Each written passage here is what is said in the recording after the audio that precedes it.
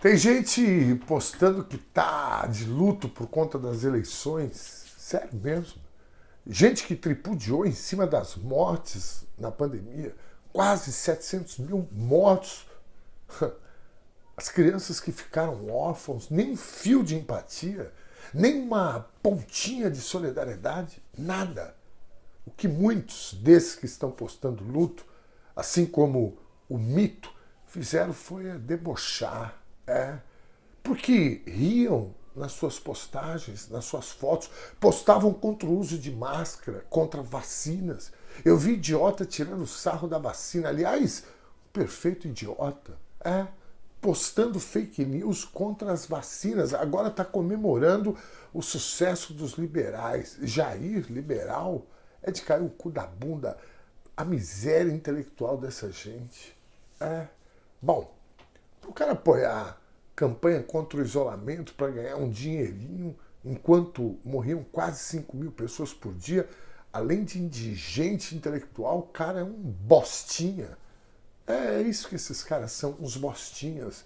Desculpe o termo aqui, mas é inacreditável a postura dessa gente. Imagina as pessoas morrendo, hospitais lotados, sem medicação para aliviar a dor das pessoas que precisavam ser entubadas, falta de oxigênio. As pessoas estavam morrendo. Tem gente que perdeu pai, mãe, avós, pais que perderam 2, 3 filhos, netos que perderam seus avós. São milhares de órfãos pelo Brasil. É uma dor insuportável. E esses monstros rindo. Assim como o ser mais asqueroso e covarde que já ocupou a cadeira da presidência desse país. Agora postam que estão de luto. Vão criar vergonha na cara. O que esse ser medonho trouxe para o Brasil foi a mais perfeita forma da estupidez humana. A perversidade e a crueldade, assim como na Itália de Mussolini e na Alemanha de Hitler. Uma cegueira coletiva.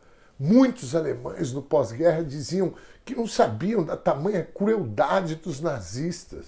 Eu vou sugerir um documentário para vocês que se chama Colônia Dignidade. Estava na Netflix até pouco tempo atrás. Tem o depoimento de pessoas que dizem: nós estávamos cegos.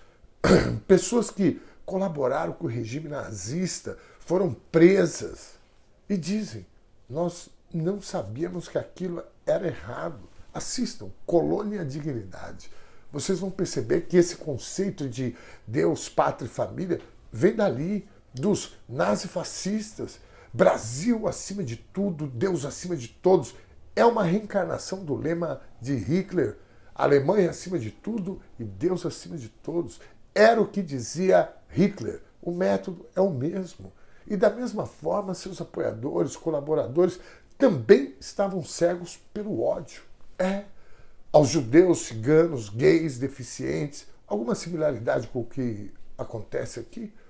Eu acabei de ver uma postagem de uma mulher escrota dizendo para as pessoas não fazerem turismo no Nordeste, porque as pessoas de lá não prestam. O lugar é lindo, mas o povo é ignorante. A mulher publicou isso hoje, dia 31 de outubro de 2022. Era o que faziam os apoiadores do nazismo. Como disse o rapaz perseguido lá nos Jardins, aqui em São Paulo, por uma outra escrota com uma pistola na mão, e mais um monte de seguranças que atiraram para cima, em plena luz do dia. Aliás, tem um detalhe nessa história. O rapaz era preto e a discussão foi por posição política. E tem mais um detalhe. Quem assistiu o vídeo ou os vídeos dessa barbárie vai ver pessoas que estavam na rua que também partiram para agredir o rapaz. Tem um covarde num dos vídeos que, enquanto o rapaz estava desesperado fugindo, o cara tenta dar uma rasteira nele. Vocês sabem que tem fotos dos apoiadores da Alemanha nazista linchando os judeus nas ruas, não é? Tem uma de uma judia que está nua, sendo espancada no meio da rua por uma multidão, inclusive por crianças. Uma das cenas mais degradantes da história da humanidade. Se vocês forem ver, foi exatamente o que aconteceu ali. O rapaz só não ficou nu porque ele segurou a bermuda. Se ele corre mais um pouco, teria ficado de cuecas. É que ele entrou para dentro de um bar. Bom, mas sabe o que ele falou antes dessa barbárie começar? Vocês vão voltar para o esgoto de onde nunca deveriam ter saído. Foi o que disse o rapaz antes de começar aquela selvageria. E isso é um conceito também usado contra os fascistas. Essa frase é famosa. Porque é isso. Desde o fascismo na Itália, do nazismo da Alemanha, a humanidade reconhece que essas pessoas saíram do esgoto, colocaram toda a sua perversidade para fora e que a única solução é a própria sociedade empurrar essas pessoas para o esgoto de novo, de onde realmente nunca deveriam ter saído. Óbvio que isso é uma metáfora, mas a realidade é essa mesmo. Esse sentimento de ódio que essas pessoas exalam precisa não mais ser tolerado pelo conjunto da sociedade. Ódio aos pretos, aos gays, aos nordestinos, ódio aos pobres, aos praticantes das religiões de matrizes africanas, o desrespeito às mulheres, aos povos originários.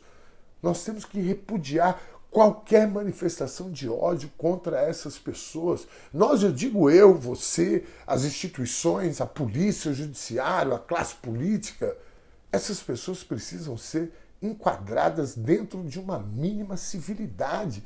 Isso significa empurrá-los para os bueiros, de onde esses sentimentos e ações nunca deveriam ter saído. Essa é a nossa tarefa enquanto sociedade brasileira. Quem tem que ser estadista é o Lula. Vou governar para todos. Sim, é tarefa republicana de um presidente que tenha o mínimo de humanidade dentro de si. Né? Mas a nós, sociedade, nos cabe não permitir, não naturalizar o nazifascismo, porque é exatamente o que esse ser asqueroso e perverso é. Bolsonaro é um nazifascista que contaminou parte da nossa sociedade através do ódio, querendo impor uma visão de mundo grotesca, arcaica, medieval e desumana. As urnas falam, basta a gente ter ouvidos para elas. Nós precisamos ouvir o recado das urnas.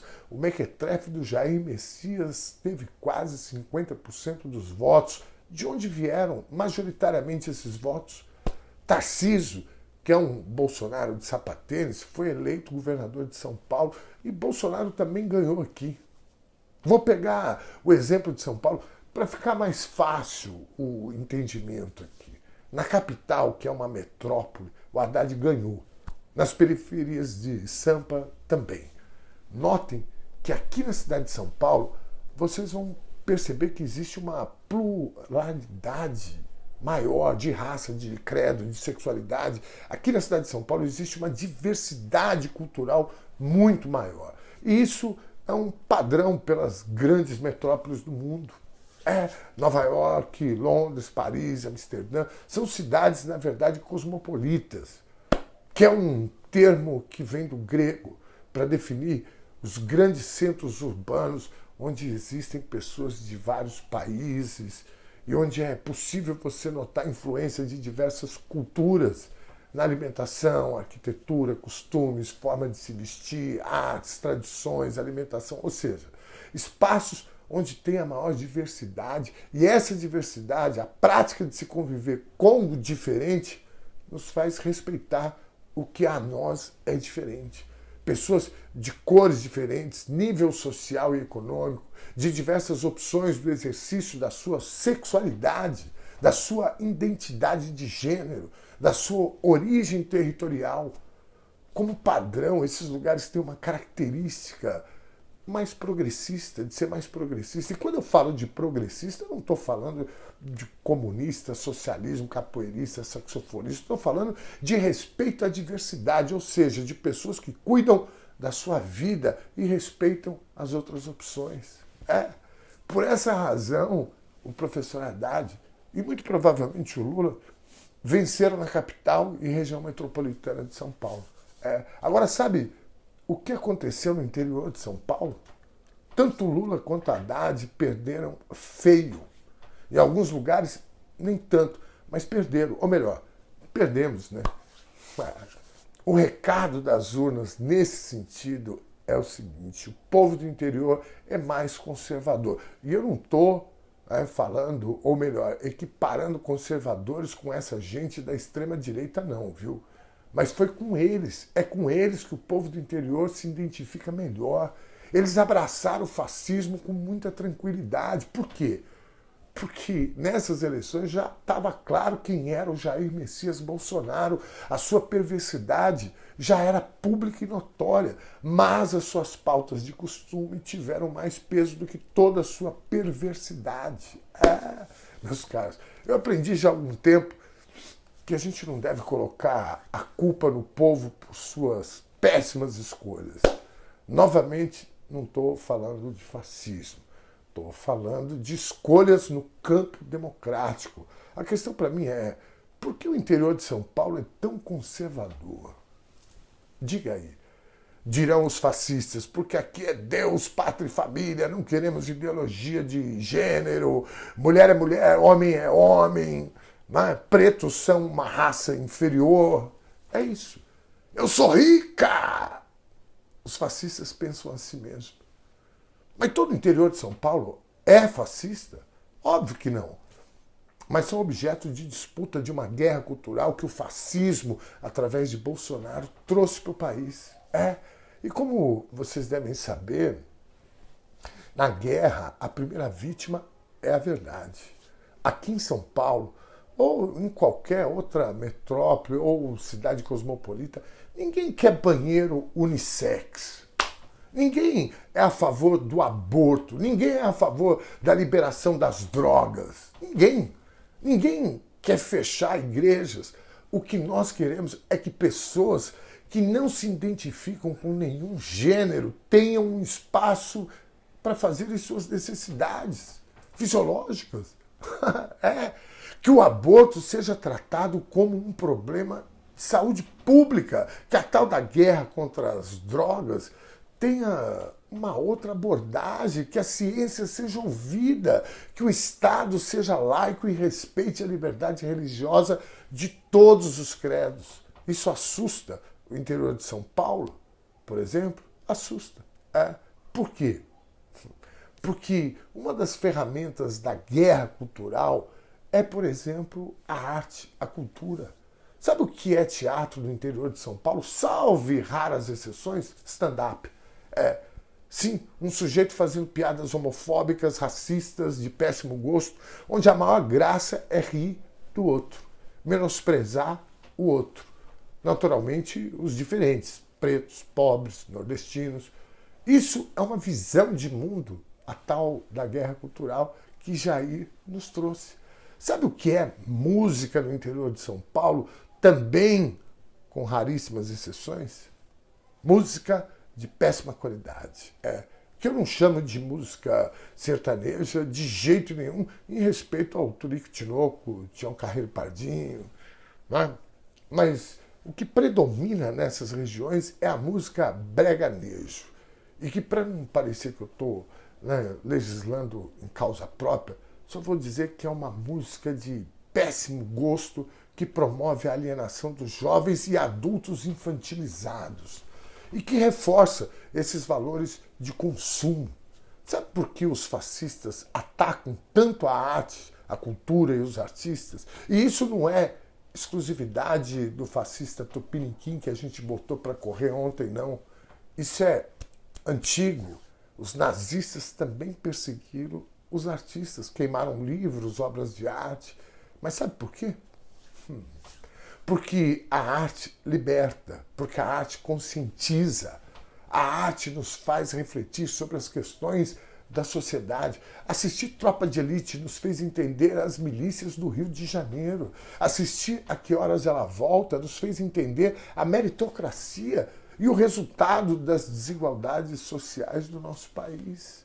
Ouvir o rap dos Racionais nos faz entender a problemática do sistema penitenciário e o abuso das polícias na periferia de São Paulo. Ouvir Bezerra da Silva nos faz compreender os morros do Rio de Janeiro. Assistir às novelas da Rede Globo, muitas vezes, nos faz entender o mal que causa a homofobia, a violência contra a mulher, o alcoolismo, o racismo.